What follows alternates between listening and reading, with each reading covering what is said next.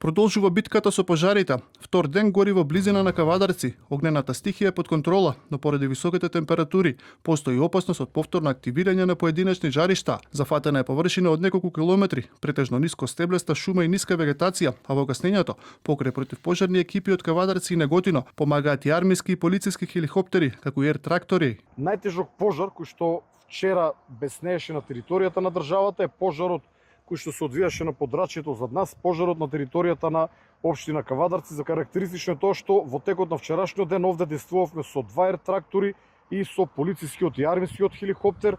Денес наутро почнавме да действуваме со 3 ер-трактори кои што помогнаа на локалните пожарникари од Кавадарци овој пожар да биде ставен безмолку под целосна контрола.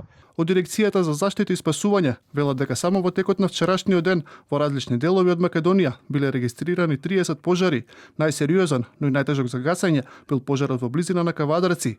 За сега нема пријавено повредени, оштетени куќи, викендички или земјоделски имот. Постојат сомнежи и дека пожарот можеби е подметнат. На нашиот најголем македонски празник Илинден, 2 август, негде во попладневните часови, односно при вечерието, околу 21 часот, е пријавен пожар на локалитетот Раец, поточно на аторот во Раец према Дреново и Чесендри.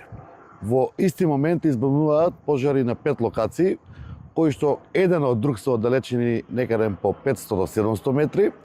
Значи станува збор за очигледно 90% би рекол подметнат пожар. Од Центарот за управување со кризи велат дека во Македонија денеска се регистрирани вкупно 14 пожари, од кои еден е активен, 4 се ставени под контрола, а 9 се целосно изгаснати.